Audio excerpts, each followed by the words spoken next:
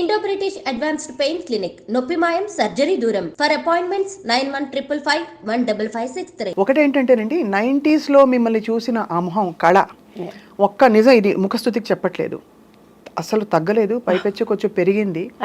ఒక ఒక స్థిమితమైన ఒక ఎక్స్ప్రెషన్తో అంత అందంగా కనిపిస్తున్నారు. థ్యాంక్ యూ అమ్మా, thank you so much. So what is your beauty secret చెప్పండి దివ్యవాణి గారు. నిజం చెప్పనా? నిజం చెప్పండి. నేను ఎప్పుడు కలరింగ్స్ ఉన్నది లేనట్టు చెప్పను. నేను జెన్యున్గా అడుగుతున్నాను. ఇన్ఫాక్ట్ మా అమ్మగారు నేర్పించినటువంటి పద్ధతులు.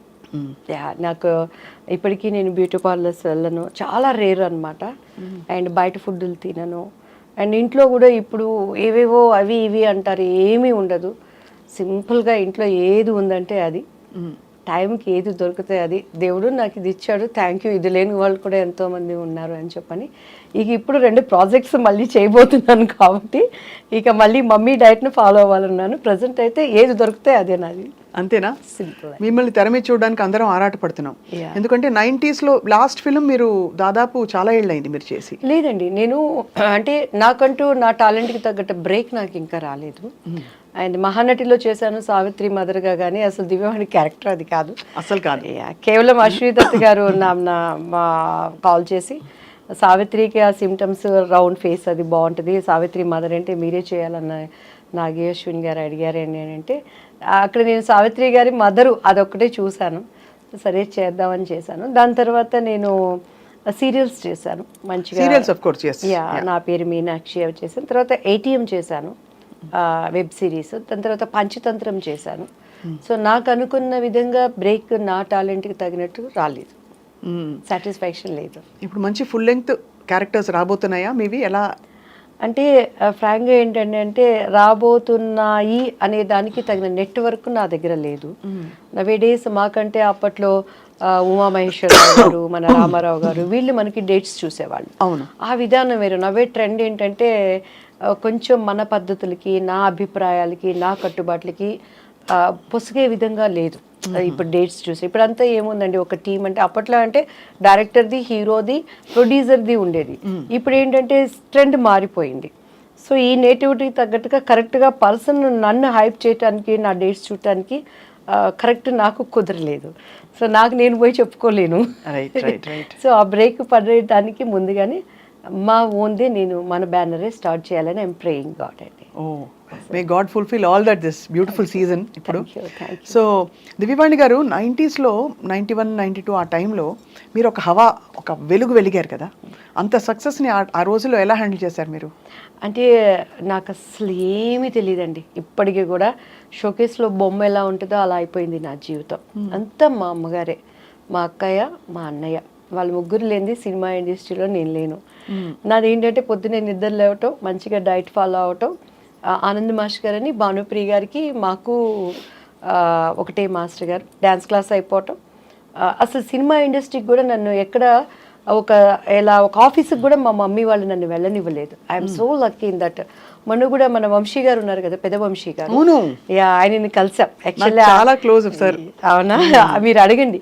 ఆయన ఒకే మాట అన్నారు అనమాట, ఈ అమ్మాయి అసలు ఒక సినిమా గడపెక్కిందండి, ఈ అమ్మాయి ఒక్క కంపెనీకి వెళ్ళి నాకు ఈ అవకాశం కావాలని అడిగిందా, ఈ అమ్మాయి ఎవరో ఎవరికి తెలియదు, వీళ్ళ అమ్మగారు వీళ్ళ సిస్టర్ వచ్చేవాళ్ళు అంటే అంత ప్రేమగా నన్ను దాచిపెట్టుకుని తీసుకొచ్చారండి.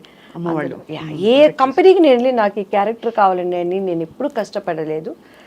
అలా అమ్మ తీసుకురావటం. ఎలా స్పాట్ అయ్యారు మీరు అసలు? అంటే ఎలా గుర్తించబడ్డారు? దివ్యవాణి, శ్రీవాణి అని ఒక అందమైన అమ్మాయి ఉంది అని. Ushavani. Ushavani. My original name is Ushavani. మరి ఉషావాణి దివ్యవాణిగా మార్చుకున్నారు. ఉషావాణి బాగుంది కదా పేరు. ఉషావాణి అంటే మమ్మీ, మా సిస్టర్ పేరు బేబీ రాణి. సో అలా ఉషావాణి, బేబీ రాణి, అలా రాణి వాణిలని మమ్మీ ముద్దుగా పెట్టుకున్నారు. అంటే మా సిస్టర్ తను ఇండస్ట్రీ మీద ఇష్టంతో వచ్చారు, మనము తేబడ్డాము. మీరు తేబడ్డారు, అది మనముగా రాలేదు. అసలు మనకు తెలీదు, కానీ దేవుడు బాడీలో టాలెంట్, ప్రతి ఒక్కరికి ఒక టాలెంట్ అనేది ఉంటుందండి. మనం పుట్టంగాల్ని కూడా దానిలో మనం వర్క్ చేసినప్పుడు మనకు అలుపు సొలుపు ఉండదు. సో కొంతమందికి వంటలు, కొంతమందికి ఇంకా సంథింగ్. అలానే నాలో పుట్టినప్పుడే, ఎందుకంటే నా 8th 9th స్టాండర్డ్లోనూ 10th అనుకుంటా, 10th స్టాండర్డ్లో మేము ఒక స్కూల్లో స్టేజీ జస్ట్ చేస్తారు కదా ప్రోగ్రామ్, అది మా కాన్వెంట్లో నేను మండోదరి మహిళా మండలిని ఒకటి చేశాను. ఓహో, అప్పుడే 10th నేను దానికి మండోదరి అనమాట. నేనే మెయిన్ టీచర్ లాగా, మా టీచర్ క్యారెక్టర్ అంటే ఎంత ఇన్వాల్వ్ అయిపోయి చేశానంటే, అక్కడున్న మాది చిన్నది కాన్వెంట్ తెనాలిలో, మా అందరూ అలా, మా మాస్టర్స్ అందరూ అలా చూస్తున్నారు నా నటన్ని. సో అప్పుడే అది నా బాడీలో ఉందన్నమాట. సో తెలియకుండా రావటం, ఇండస్ట్రీకి అక్కని చూస్తానికి హాలిడేస్కి నేను రావటం, శారద గారిని చూడటానికి నేను వెళ్ళటం, ఆమె చూసి ఈ అమ్మాయి వద్దు, ఈ మీద పెట్టి ఇన్వెస్ట్మెంట్ అనటం. అప్పట్లో మేమందరూ అక్కడే ఉండేవాళ్ళం, పరచూరు గోపాలకృష్ణ గారు, నేను. మొన్న కూడా అంకుల్ వాళ్ళ బిందు వాళ్ళ పాపది, హరితది వాళ్ళ పాపది రేపు 28th ఏంటి ఎంగేజ్మెంట్ అయితే కాల్ చేయగానే ఏమే బుడదానే అని అన్నారు. అంకుల్ చెప్పండి అంటే ఎట్లా నవ్వుతుందో చూడిదని. వాళ్ళ అమ్మాయి కన్నా నేను ఒక 2 years 1 year చిన్నండి బిందు కన్నా. సో ఆ బుడదానా అనేది ఆ ఇంట్లో పిలిచినట్లే అయిపోయింది. ఇట్స్ దేవుడి దయ అండి. ఎక్కడ నేను ఇండస్ట్రీలో ఎలాంటి ఒక హోమ్లీ అట్మాస్ఫియర్తో, కష్టాలు ఉంటాయి, ప్రాబ్లమ్స్ ఉంటాయి, చాలా సినిమాలు నేను కూడా పోగొట్టుకున్నాను. ఆ పెయిన్ కూడా మా పేరెంట్స్ నా వద్దకు రానియకుండా, ఒక ఎలా అంటే కోడి తన పిల్లల్ని రెక్కల కింద ఎలా పెట్టుకుంటుందో భద్రంగా అలా చూసుకున్నారా మిమ్మల్ని? షూటింగ్స్ అని ఆవిడే వచ్చారా? షూటింగ్స్ ఇప్పుడు కూడా స్కూల్కి వెళ్ళాం అనుకోండి, నా పిల్లల్ని దివ్యవాణి మీ పిల్లలు ఎలా ఉన్నారు, కిరణ్ మమ్మీ అనరు, కిరణ్ పాటి నల్లా இருக்காங்களா అంటారు. చెట్నాడు స్కూల్లో కానీ అండ్ వెళమ్మాల్లో కానీ నా పిల్లలు ఏంటంటే పాటి నల్లా இருக்காங்களா, కిరణ్ పాటి ఎప్పుడు, అట్లా మా అమ్మగారే వాళ్ళకి తల్లి అయిపోయింది అనమాట. సో నా బ్యాడ్ ఏంటంటే ఆమెకి కొంచెం అల్జీమర్స్ వచ్చింది. పెద్దవాళ్ళకి ఇప్పుడు బాగా కామన్ గా ఒక వయసు దాటాక అందరికీ అన్ని మర్చిపోతుంది, అండ్ మళ్ళీ ఆన్ అండ్ ఆఫ్ గా ఉంటుంది. కానీ ఆమెను ఏమైనా ప్రిపేర్ చేయాలి అని అంటే, కిరణ్ వస్తున్నాడు, నా బాబు పేరు కిరణ్ వస్తున్నాడమ్మా అంటే ఎమ్మటే రెడీ అయిపోతుంది అనమాట. కిరణ్ వస్తున్నాడు, నువ్వు డాక్టర్ దగ్గర తీసుకెళ్లాలన్నా ఒక చంటి పిన్నిని ఎలా చూసుకోవాలో అలా చూసుకోవాల్సిన పరిస్థితిలో నౌషీజ్. సో ఈ క్రెడిట్ అంతా అమ్మ, నా కుటుంబీకులేనండి. దివ్యవాణి గారు, మనం మాట్లాడుకుంటూ ఒక కప్పు కాఫీ టీ తాగుదామా? చాలా బాగుంటుంది. Thank you. నమస్తే అమ్మా, బాగున్నారా? మీకు ఇష్టం చాలా. అవునా, నేను కూడా అడిగాను. అవును, గుడ్ గుడ్ గుడ్. ఎస్, తాగుతూ మాట్లాడేసేద్దామా? మీరు రాముయిజం గారు, కానీ రాముని మాత్రం మీరు హైప్ చేశారండి, మీకు దెబ్బలేస్తాను నేను తీసుకు. అవునా? ఎందుకు హైప్ చేయడం? ఆయనే హైప్, నేనే హైప్ కాదు అసలు. అటువంటి ఇంట్రెస్ట్ మనం ఎంకరేజ్ చేయకూడదు.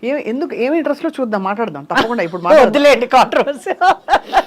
చెప్తాను కూడా నేను. చెప్పండి, అదేం పర్లేదు, ఎవరి అభిప్రాయాలు వాళ్ళవి. నేను అంటే ఆయన వాస్తవాలు మాట్లాడతారు కాబట్టి చాలా మందికి అది మింగుడు పడదు. వాస్తవం కాదు, వాస్తవాలు ఉన్నాయని చెప్పని మన పూర్వీకులు ఆడమండి ఇవి బట్టలు లేకుండా ఉన్నారని ఇప్పుడు మనం పోగలరా? ఆయన బట్టలు వేసుకుని వస్తారు, ఆయన వేసుకుని వస్తారు, కానీ ఆయన మాటలు బట్టలు లేని మాట్లాడతారా?